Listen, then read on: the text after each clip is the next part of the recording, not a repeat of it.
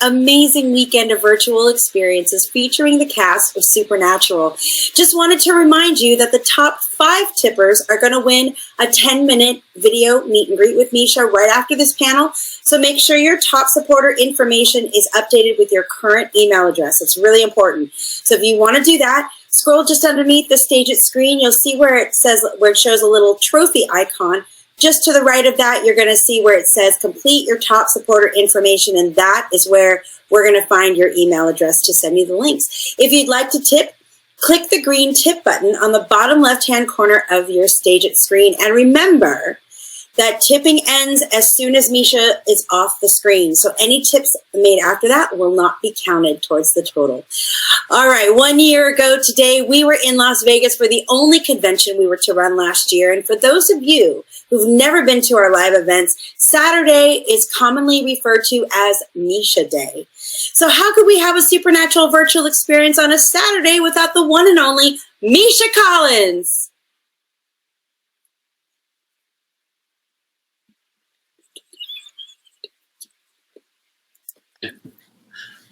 Hi, Steph. It's good to see your face. I didn't know that about Saturdays being Misha Day. I just thought Saturdays were the day when they sing the song on stage. Where's Misha? Because I'm always late to my panel. Hi, everyone. Thanks for being here. Hold on. I have to figure out how to close this window so I'm not looking at my strange face. Hi. Now I'm just looking at the camera lens.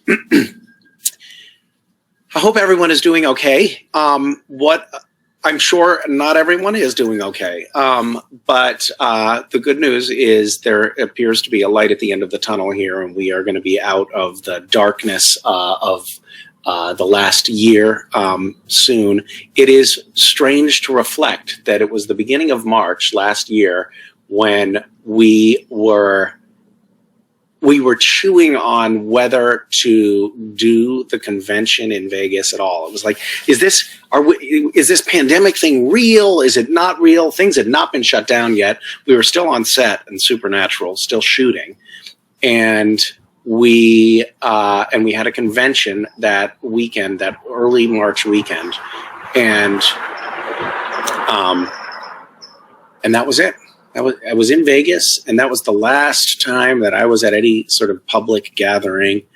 And then the world shut down, and it's been a full year. At the time, I remember we were all, reflecting after, I think production got shut down on Supernatural just a couple of days after that weekend. And at that time, we were reflecting on the fact that we were probably going to be back to work in the summer, maybe June, they were saying. And it just went on and on and on, and it's still going on. Yeah, that was an interesting little moment. It was Castiel's death scene that was shot Friday night, and then it was my goodbye to Supernatural, because it ended up being my last moments on set. And there were a lot of tearful goodbyes. It was a late night on Friday. Richard Speight was directing. And then we all got on. We had to get a chartered flight that weekend because we were shooting late on a Friday, and a bunch of us were working at the convention on Saturday. So we got on this chartered flight at 1 or 2 o'clock in the morning, and got up in the air and flew for about 10 minutes before the engine exploded. It was like this explosion, and the plane started shuddering, and there was a screaming sound, and we had to circle back, and it took about 20 minutes to get before we were approaching the runway, and we were all texting our partners saying, "Tell the kids I love them," as we came back into cell tower range. Because we didn't know if there were all these fire engines on the tarmac, and we thought we were going to die. So it was this really intense weekend where I said goodbye to Supernatural and to the cast and crew of Supernatural. I said goodbye to this beloved character who had become part of the fabric of my own emotional interior life, Castiel. And then I thought I was saying goodbye to my kids as well. It was a lot. Ultimately, we ended up getting on like a dawn commercial flight and showing up late to the convention and getting there for the convention. And then that ended up being the last time that we as Supernatural cast members could see could see one another, but also could see any of the fans in person. So it was like this really intense stretch of goodbyes. And now we're at the 1-year anniversary of that. And we find me sitting on a porch outside, rambling like a doddering old person into my laptop, not seeing any of your faces, but wishing you all well. I see your comments scrolling by, and I have to say, slow down, people, because I can't read them. There's somebody trying to hitch a ride here, guys. We have a hitchhiker. Oh my goodness. Nope, my speed reading skills are not up to the task. Luckily, the Supernatural creation staff here has been curating some questions for me. I have a question from SPN made me cry. That's a very unusual name. Your parents must have been big Supernatural fans. SPN made me cry. The question is, hey Hazel, hi. The question is, how's my hip? And the answer is, look at this. I just stood up and I sat back down again, and I didn't use a cane. So that's pretty amazing, isn't it? Earlier today, I'm not bragging, but earlier today, I walked downstairs and made myself a cup of tea. I'm 3 weeks out, and I have no obvious signs of infection or malfunction in my new artificial joint. So thanks for asking.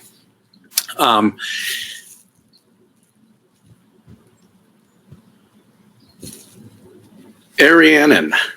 Hi. Arianen has a question for me. Misha, if you could do anything dangerous just once without risk or consequences, what would it be? Love from Wisconsin. I could do anything dangerous just once without any risk of consequences, what would it be? That's a really good question. I do think that the consequences sometimes do factor in to my decision making about whether or not I want to try something. I guess I would be kind of intrigued by the idea of space travel. I think I would like to maybe visit the moon or the International Space Station or something like that.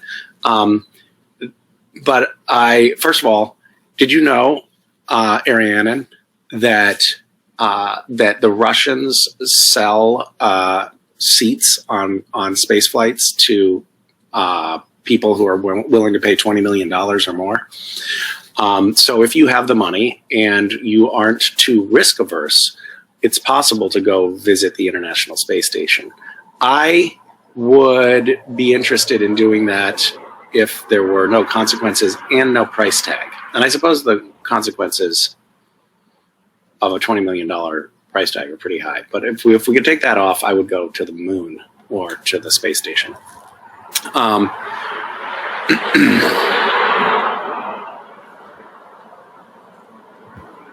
Yeah. Okay, good. I'm sure I have a better answer. That's why I'm just stalling here. But you didn't squander a good hour of your Saturday morning to just look at me, contemplate, stare off into the trees and ponder. Or did you? Maybe that's why we're all here, for you to watch me staring into the trees. It is very strange talking to not people. I'm just talking to my computer screen. This is making me question my own sanity, actually, if I'm being honest. Okay, Mandalaru. Mandalaru. Hi.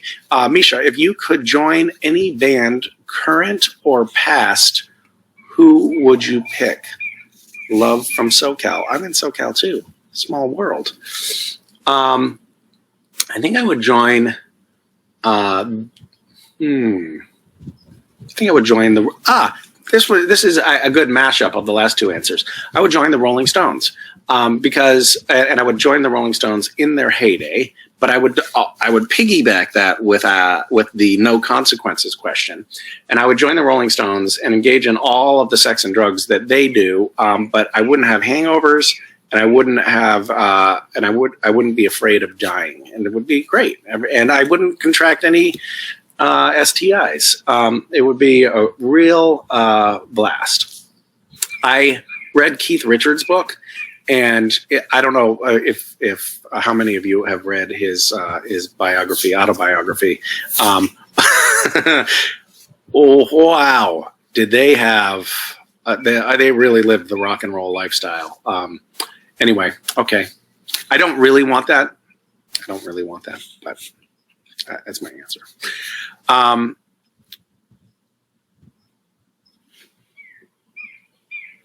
What do you think? Barbara A says, what do you think could ever happen between John Winchester and Castiel if they met? I think it's pretty obvious what would happen. They would engage in a rousing game of thumb wrestling. Hi, West. Bye, West. See how he ignores me? He's a former teenager.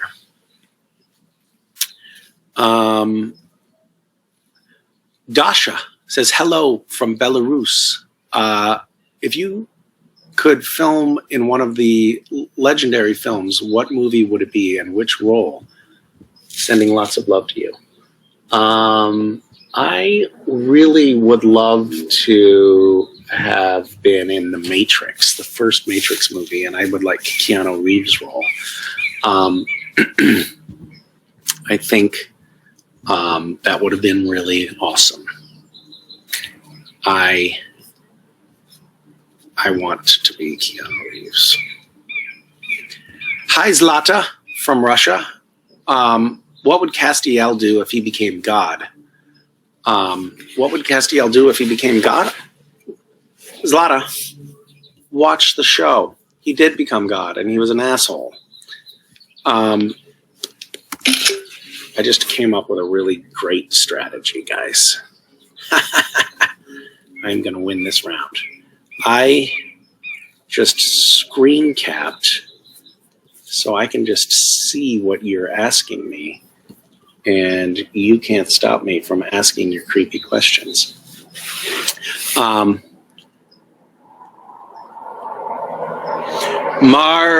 Maria Luzia 14 says, a cycle of our life has come to an end, and we are going to start a new phase of our life. So what is your advice for us to deal with this?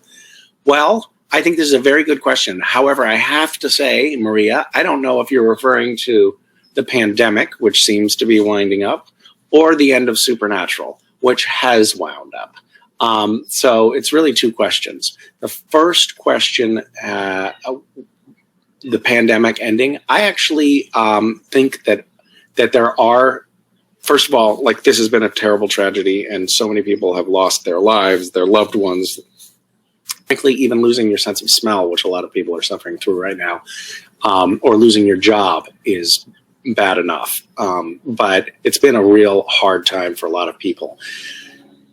And that suffering will continue. However, I think that collectively we'll also have some silver linings. And one of the things I think that we're going to learn is what it is that we truly needed and missed in being able to be in community with one another and to be able to touch one another, and and all of the things that are so critical about being a part of the human family.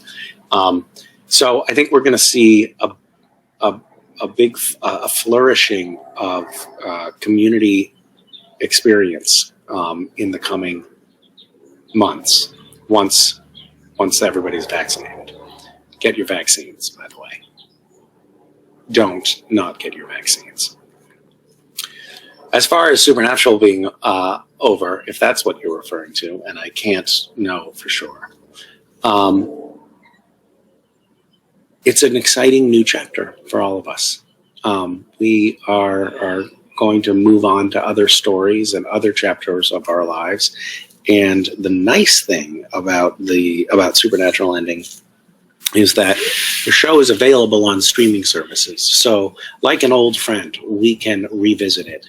And I think that the fandom itself is not going away, and us cast members are going to always see ourselves as inextricably and permanently ensnared in this community.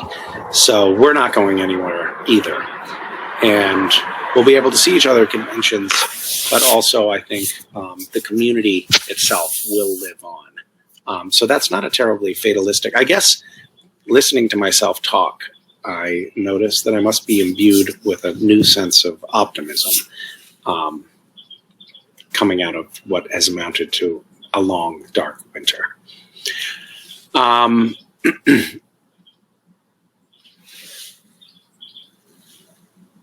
Misha, please tell us about the alternative ending. What are they going to do? Fire you?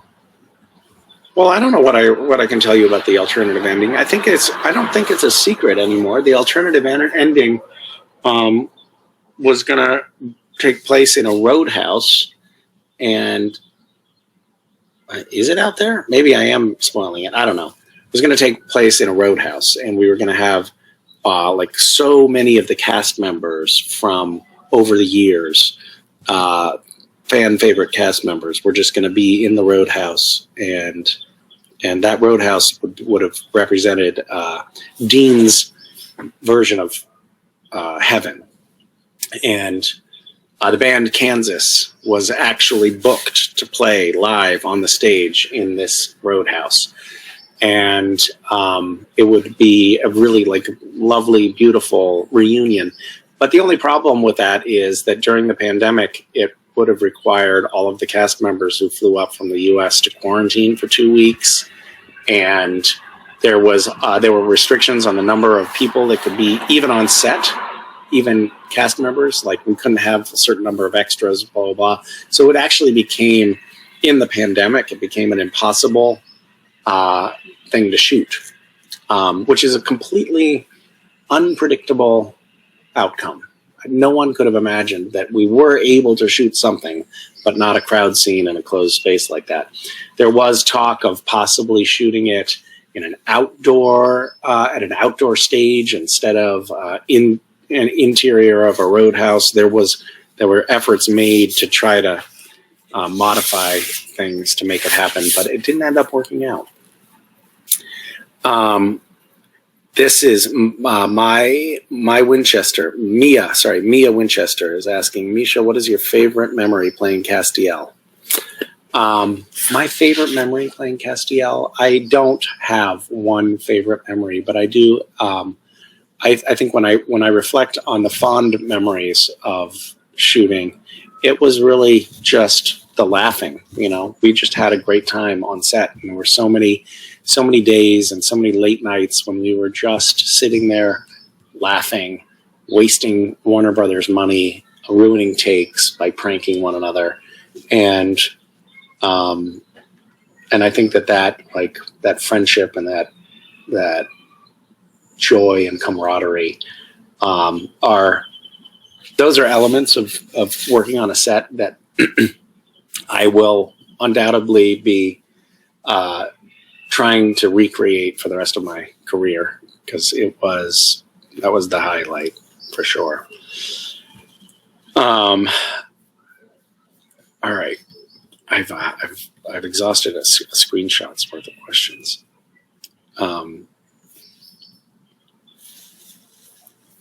Wish there was a way I could just like pause your incessant typing. You people are too fast at typing. Wait, I wonder here, let's conduct an experiment. Everyone stop typing in the chat. Let's see if this could possibly work. Is it possible? What if everyone stopped typing? No questions. Guys, Very disobedient. It's scrolling as fast as it possibly can right now. It's going even faster now that I said stop typing. You little... It's stopping. Slow down. Wait, guys. You're doing it. We're doing it. If I see your name in the chat, that means that you're not following instructions. That's all it means. Okay. You're all... I could almost read one. It's slowing down. Ah, all right. Forget it. I can't work with you people.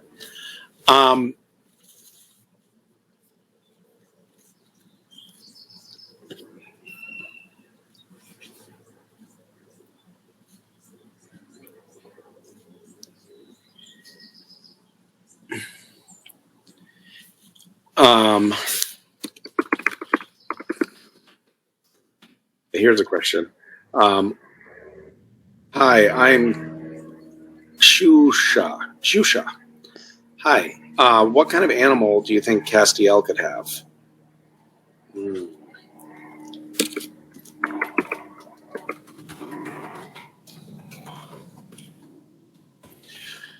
I think Castiel had he had an angry cat stuffed animal that he gave to Claire. So a cat seems like, I think it should be a cat, because also then we have that clever play on words with Catstiel. So it would be Castiel with his feline Catstiel. And I think that would be a winning combination.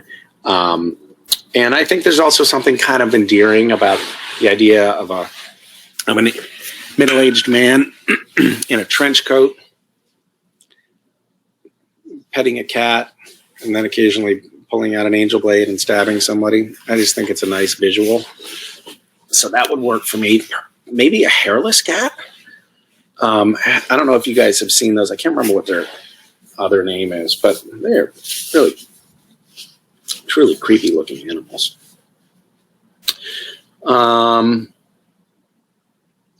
Or like a pet rat could be cool.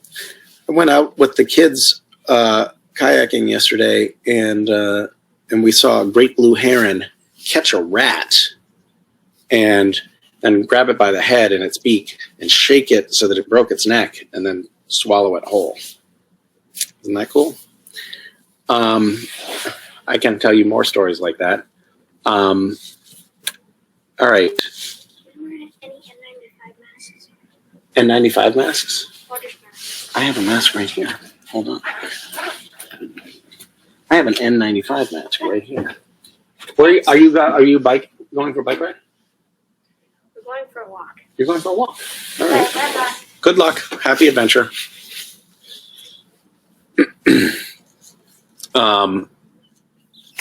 Okay.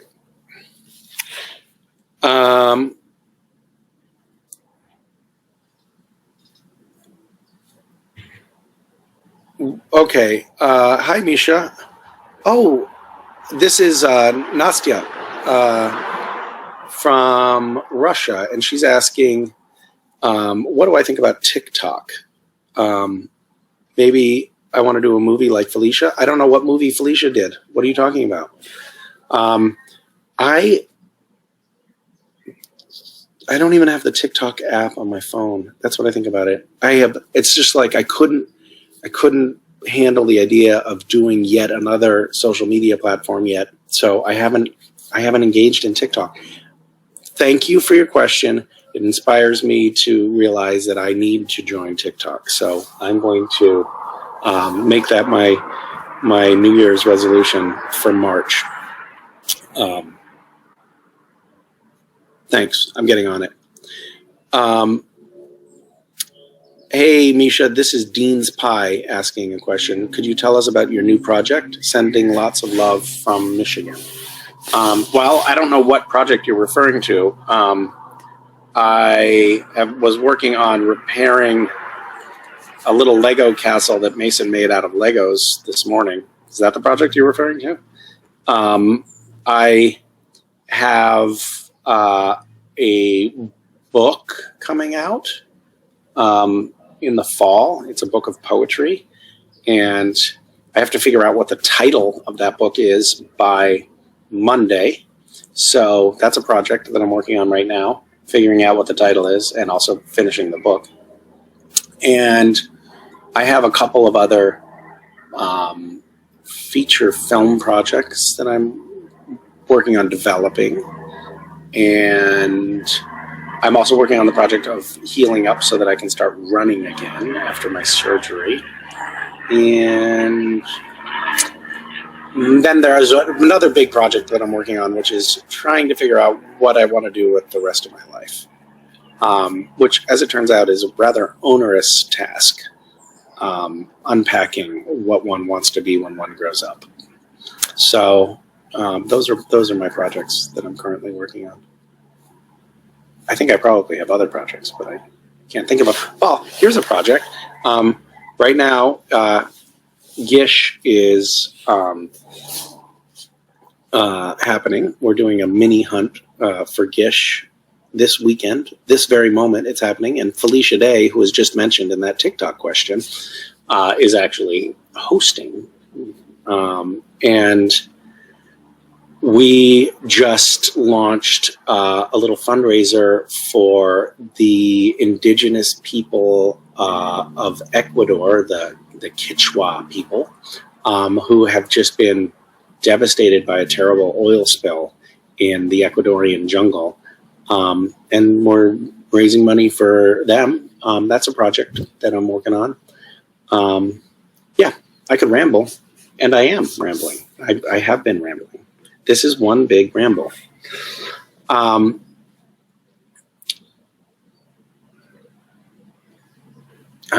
am reading some other questions. This is from D Loves Cass. Hi, Mish. What hobbies have you picked up to deal with the ending of the show?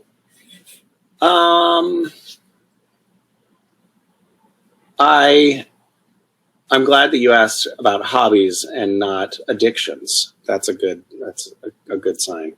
I have been coping with the end of the show. You know what? To be honest with you, I think that one of the things that I've realized when the show ended is that I was way too busy, and that I need to put a little bit more breathing room in my life. I was finally able, for example, to finish a manuscript for a book that I've been trying to write for like 7 years or something. And so I had a little bit more bandwidth for that and for some other, projects that I had just mentioned. But I've also had a lot more time to go camping with my kids and spend some time in nature. And that's been really lovely. But I was too busy before. So one of the hobbies that I'm trying to pick up is slowing down, spending more time meditating and camping and trying to be happy. That's that's the hobby that I'm trying to pick up.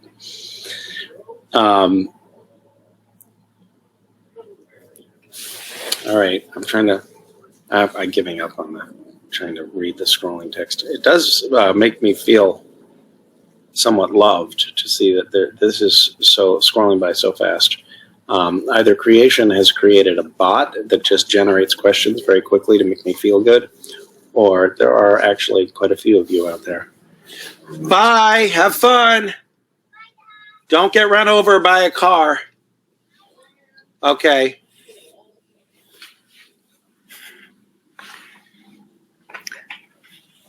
That's an enormous water bottle, Mason. Make sure you drink it all.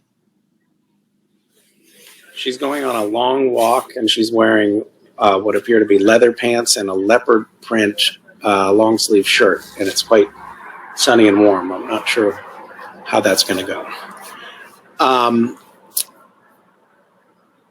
So I am... Oh...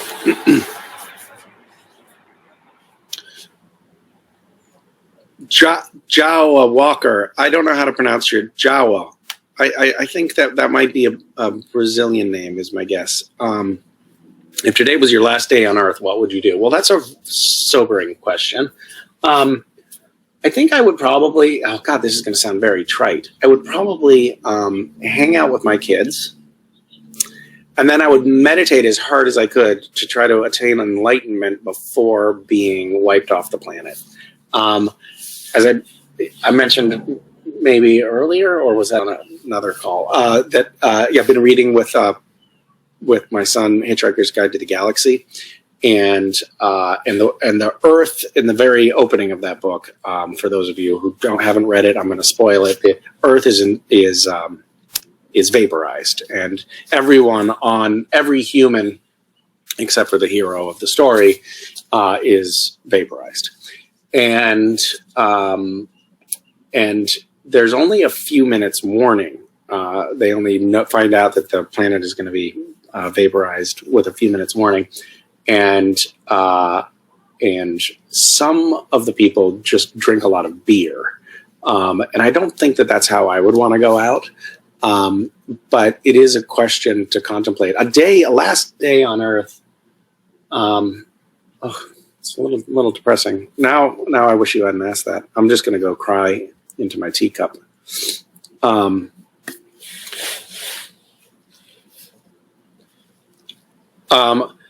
Holly,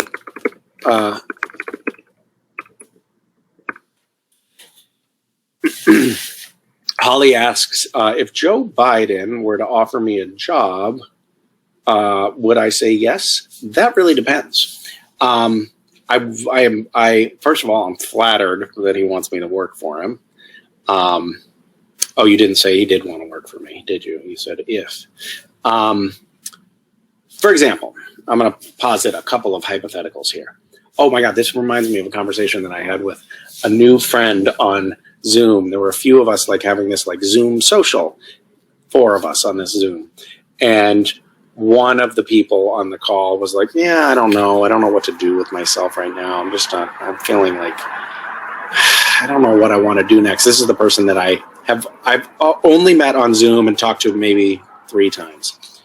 And she was like, I've done a lot of, political stuff. And so I was thinking maybe I should keep doing that. Maybe I should, I've been working for the U.S. government for long enough that I'm grandfathered in so I could do an early retirement in 5 years when I turn 50. And so maybe I should just keep up with the government job. But I just don't know. And I'm thinking well, what government job are you going to be offered? You're going to be are you thinking about working, in at the Library of Congress, collating the card catalogs, or what kind of I don't know what kind of government job she's talking about. And she says, I guess they've sort of the Biden administration has offered me an ambassadorship, but I don't know if I want to do that. I'm wait a minute, you're I was shocked. I was totally shocked. I was I think, yeah, go ahead and take the ambassador job, and that sounds pretty good. Do that. For example, if I was offered, I worked in the, I didn't work. I was an intern in the Office of Presidential Personnel for Bill Clinton, and that office it still exists. The Office of Presidential Personnel is the office where they make presidential appointments. So the president can not only appoint cabinet members, actually can't quite appoint cabinet members because they require Senate approval in order to be actually ordained as cabinet members. But there are a lot of positions in the government that are one notch below Secretary of Agriculture or ambassadorships that don't require congressional approval. And those the president can just appoint these positions. There are 3,000 of them. And there were a lot of people applying for or throwing their hat in the ring for presidential appointments in this office where I worked. And so one of the things that I did is I would open envelopes from people who were applying for jobs.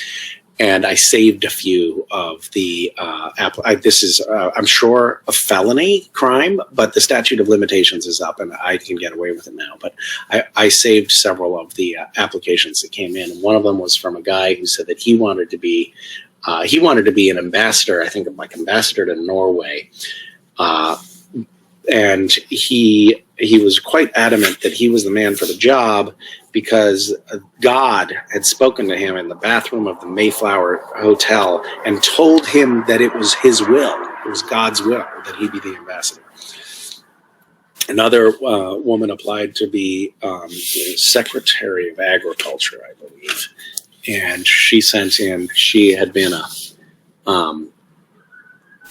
I guess she had been in soft porn, and she sent all of these soft focus, glossy 8x10 nude photos of herself accompanying her application, which I thought, like, this is not going to work. No, you can't do that to apply for a presidential appointment. But of course, it was Bill Clinton, so actually maybe it was an effective means of vying for a job. I don't know.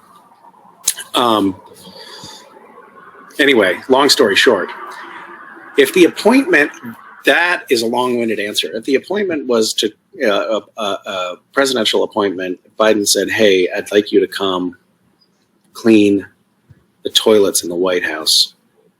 Will you do it? I probably would. Yeah.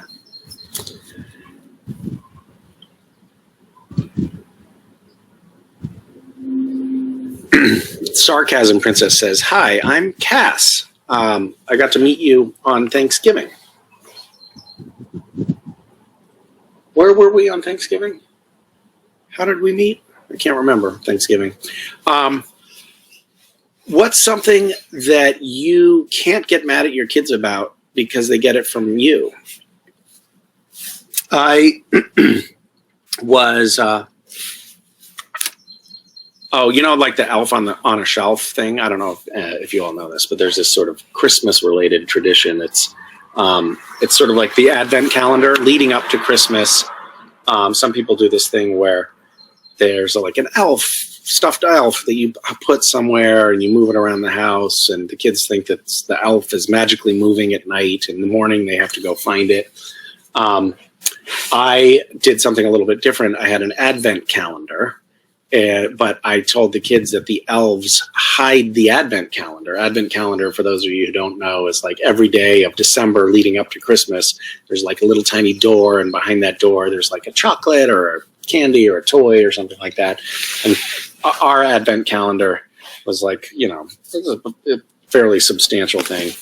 And I would move it around the house after they went to sleep and then put little notes in the door for the next day, and they would open it up and they'd find a note from the elves and a little gift of some sort. And one year I forgot to do it, and it was like December 5th, and the kids were like, what's going on? Like, why aren't the elves leaving the Advent calendar? And I was like, I don't know. What's wrong with those elves? They lazy, useless elves. And then I wrote a little letter for the kids from the elves saying, oh, you know, we were stuck in a snowstorm. We went to visit our friends on the other side of town, but then there was that snowstorm and we got stuck over there. We tried to come back on foot, and then one of us got frostbite, and it was like there's a long-winded excuse of why it had taken so long. But finally, they found a deer who was willing to let them like crawl up into its fur and carry them across town, and now they're back and everything's fine, and they're back to where they normally live, which is in the walls of our house year-round. And so then the kids were like, the elves live in our walls? And I was like, I don't know, read the letter. Apparently, yes, they live in our walls. And so sometime in the summer, I came home from shooting, and I got home, and West had a hammer, and he was demolishing the house. He was just like pounding a hole in the drywall of our mudroom, like at the entryway in the house. He was just like pounding a hole, a big old gaping hole. And I was like, "What, West? What are you doing? You can't just take a hammer to the wall like that." And by the way, he's way too old to be doing something like that. It's like he knows you don't pound a hole in a wall. And he was like 8, and he said, "I'm looking for the elves." I was like, "Oh yeah, okay, cool, I get it." I can't be mad at you for that because the elves live in the walls. So he got it from me. And I couldn't be mad at him. I was mad at him briefly.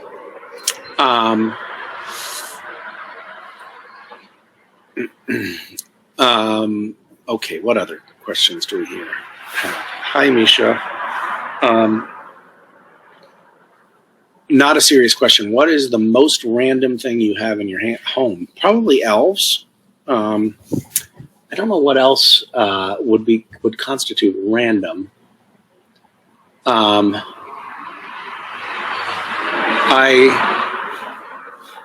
For some reason now, just inappropriate things are coming to mind, so I'm going to skip that question. Vika from Russia asks if I have a tattoo. You know, I don't have a tattoo, and I feel like this is sort of a glaring omission in terms of body modification.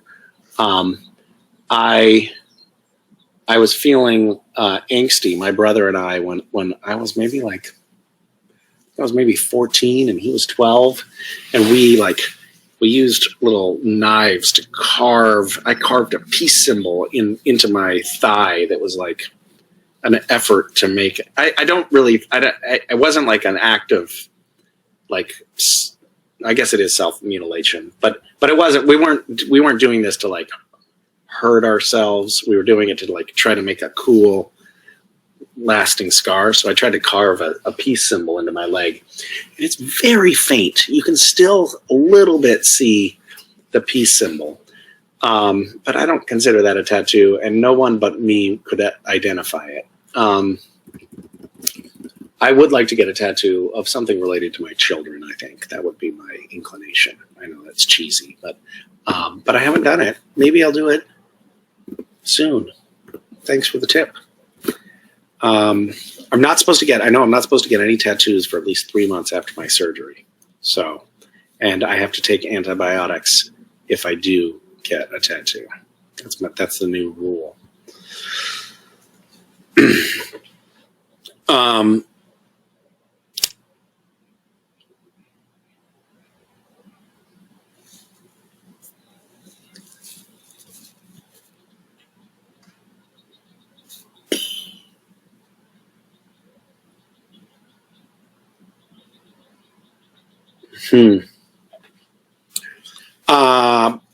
Parker is from Australia saying 2020 was a rough year for a lot of people. Do you have a message for people working on sobriety? I would say self-medicating is something that I have struggled with. Like there have been a lot of hard times when I've been like, I don't want to feel the feelings I'm having right now. So I'll drink or whatever. And it's never the right answer. But if you're struggling with sobriety, I would just offer this one nugget, which is, I think it really does help to have the support of other people. It's a hard thing to do alone from everything I know about it. So lean on people. I mean, I think that the pandemic in general has probably given a lot of us the insight that we really need one another, maybe more than we thought. I thought that I really identified as an introvert. I know that probably sounds weird. It's like somebody who gets on stage and feels kind of comfortable in the limelight, because that is true of me. But I like when I would go to conventions a lot of times, this is an embarrassing secret. I would find a room, like all the actors would be hanging out in the green room, and I'd say hi and hang out a little bit, but then I'd find a side room to go hang out in, because I would want to get some work done and get some reading done and try to get some alone time. And I always thought, like, I just need alone time. I just need alone time. And, like, people would ask me, you know, if I wanted to go out for dinner or something, and I'd often be like, no, I gotta be alone. And I'm realizing now that I'm way more of an extrovert than I thought I was, and that I really need the company of people and community in order to thrive. And I think that this experience of the last year has really helped me see that going inward and like try to handle things on my own and trying to create more solitude for myself is actually often for me counterproductive. And a lot of times that impulse to go in is actually an indication that I need to be going out, that I need to be like reaching out to people and connecting with people. And I have found that this year pretty starkly. Like I've had a lot of hard days, like many people, and I keep on, my impulse is to like just handle it myself and go inner. And I keep on reminding myself, no, pick up the phone, do a FaceTime, Zoom somebody, talk to a friend. And it's like, it's so crucial and therapeutic and essential. Like there's no question, we as humans are hardwired to be herd animals. We need the community we need to be among the family of things in order to thrive and survive. So, yeah, I guess that's it's a little bit of a tangent on your question, but I think it's true. A question about a short film about an airport. Oh, how did this idea come about, and how much did you laugh while writing it? This is from Natasha. This is about the TSA shorts. My wife and my friend Philip and I co-wrote, and I directed and starred in, and Daniil Ackles is in one episode. And a few other friends show up in those episodes. They're very short. If you haven't seen them, I think that they're worth watching. They're kind of funny. And the idea came from going through TSA checkpoints. I went through a TSA, by the way, for those of you who haven't seen it, the little shorts that we made, I think you can find them on YouTube, or I think they're actually on Apple TV or something. It's called TSA America Level Orange. Daniil's episode is particularly gross. The inspiration came from watching, it was like early on after the TSA, like real intensive security checkpoints at airports were implemented. And I watched this old man who couldn't walk without his walker be forced to like go through the metal detector without his walker, but he couldn't walk, and he basically ended up like having to crawl through it. And I was like, what the hell is happening here? Like and obviously it wasn't like, they weren't properly following protocol. These must have been like, the TSA itself was new, but these agents were obviously new. They didn't know what they were doing, but I was like, whoa, this can't be happening. And that sort of just inspired the idea of the stories. I went through a TSA checkpoint once, and one of the guy that was giving me a pat down because I had set off the metal detector was he was like, I've seen your TSA shorts, and I was like, oh shit, he's gonna like take me into the back room and give me a cavity search. I'm in huge trouble. And he was like, that was hilarious stuff, man. Good on you. So it was like, thank God. Yeah. I now set off the metal detectors because of my titanium hips. I don't know. Hold on one second. I'm just scrolling through the questions, guys. Be patient. God, you're so pushy. Be patient.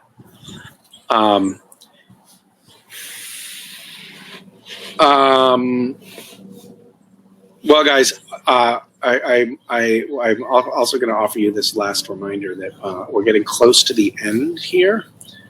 We have 10 minutes or so left, so if you do want to tip, I think this is you're getting into the window here.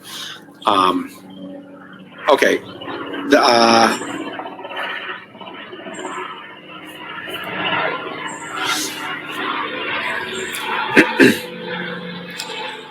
My goodness, there are a lot of people on this Zoom from Russia, it looks like. Привет. Мои друзьями, мой русский язык очень плохо.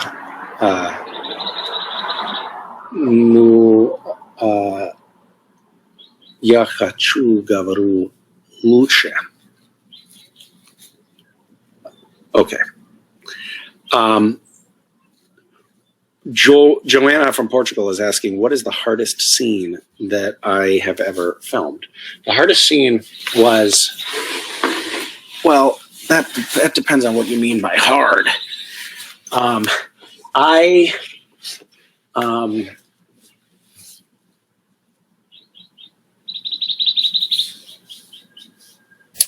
Hardest scene I ever filmed. I'm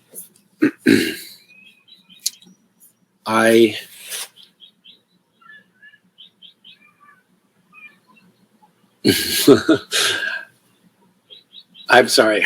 I have like stories are coming to mind that I can't tell.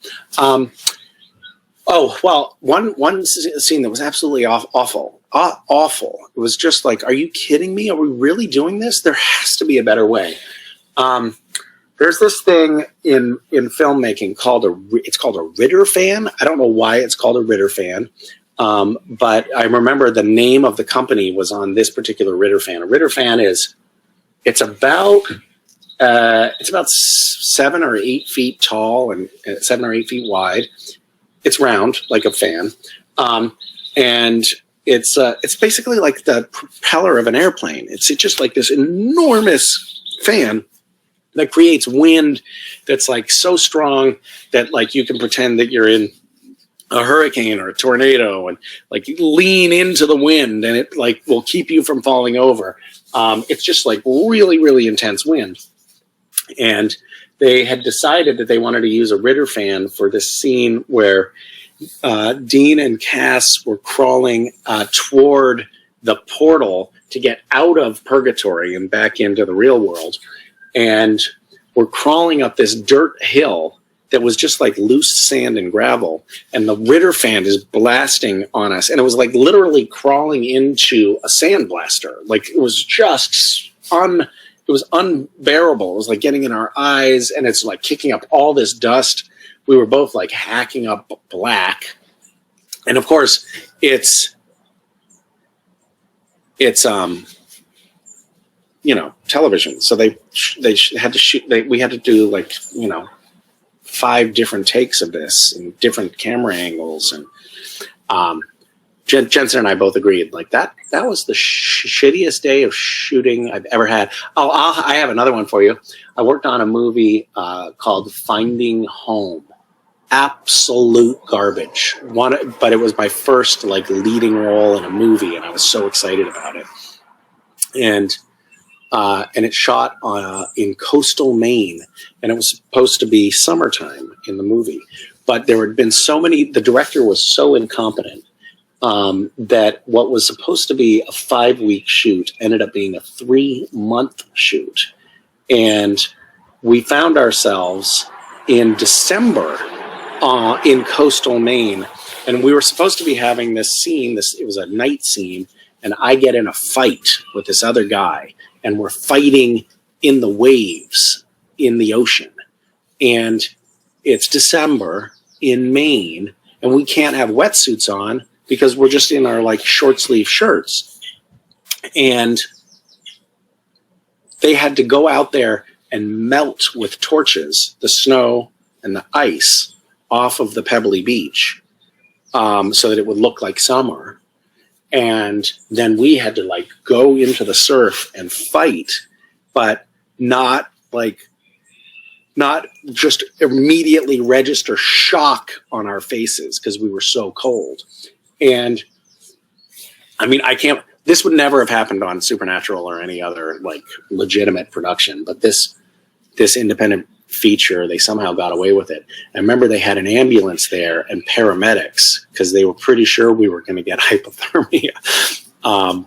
But that was a really hard scene to shoot. That was cold. Yep. But I guess I don't have much to complain about. It's not like being a Navy SEAL or anything. It's basically a job where you just pretend, you make believe. You don't even really hit each other. You fake hit each other. So compared to actually going into a boxing ring or something like that, or actually climbing through a portal from another dimension, it's all child's play. It's all easy.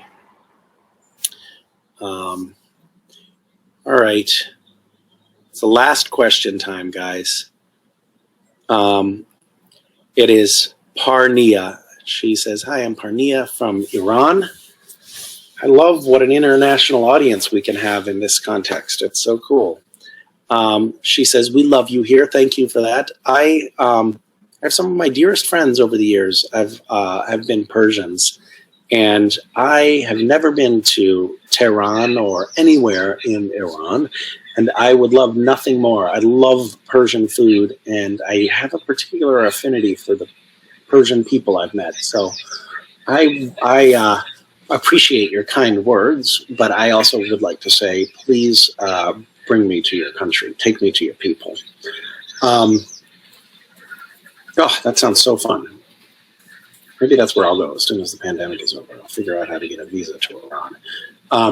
Anyway, the question is, who's my favorite villain? And the answer is, of course, Donald Trump.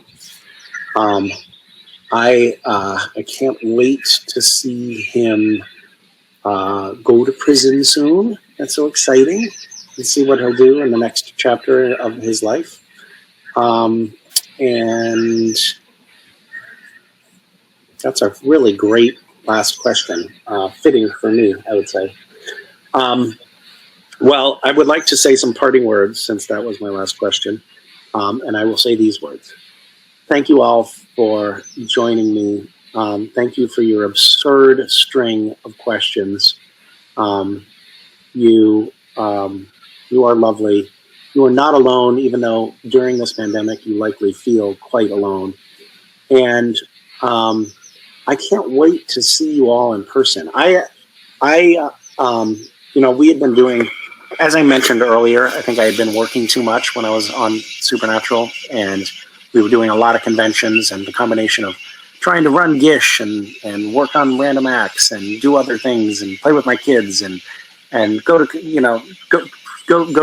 creation events on the weekends. It all felt like too much, and I think a lot of times I was showing up at conventions like tired and grumpy and not my best self. But I have to say, one of the things that I really do miss from the hindsight of enduring a pandemic, I really miss those conventions. I miss seeing fans and my castmates in person, and I can't wait to get back to it. So I hope I can see you all sometime in the coming year.